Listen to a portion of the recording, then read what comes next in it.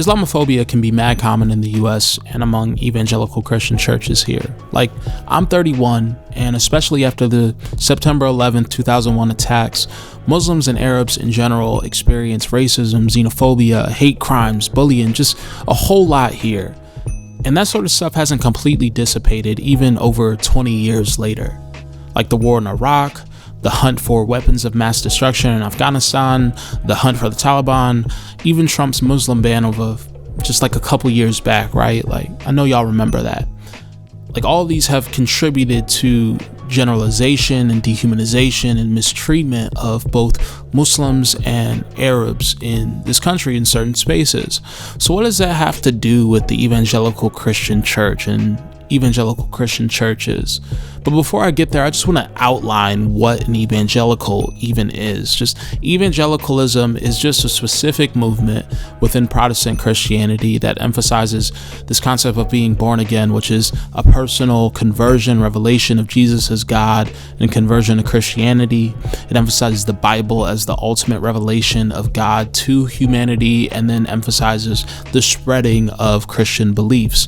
Now, in many evangelical church spaces in the US, you'll find a pretty healthy Islamophobia. Now, that's not to say that evangelical churches are a monolith by any means. There are plenty of spaces too where you won't find this, but we're dealing with why these stats are so high in the support of Israel, and so that does play a factor in some spaces, right?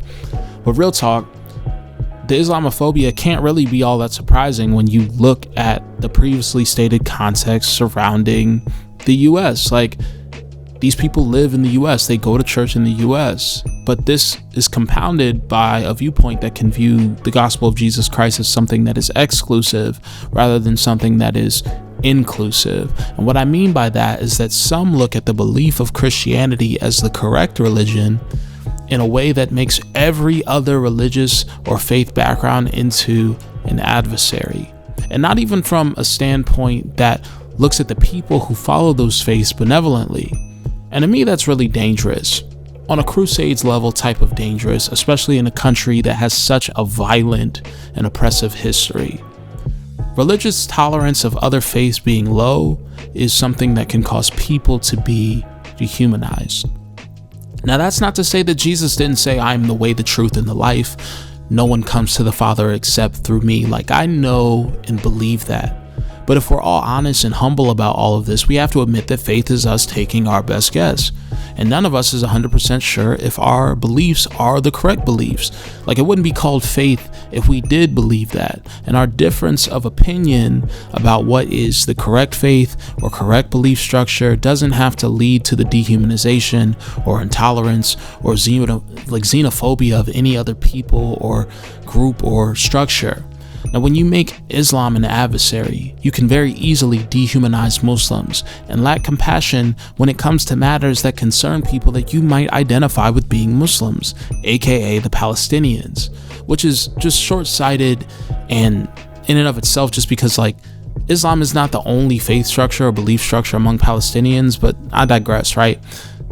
So this thing, right, like this Islamophobia and this xenophobia that we're talking about can contribute to the pressing forward of propaganda of just blindly supporting Israel, the nation, in whatever they do.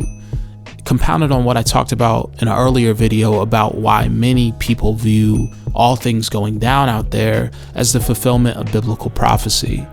So my challenge to Christians is just this, to remember this. Jesus said that all the commandments can be fulfilled in loving God with everything, right? And loving your neighbor as yourself. Let that be your cornerstone. Let that be your guiding light.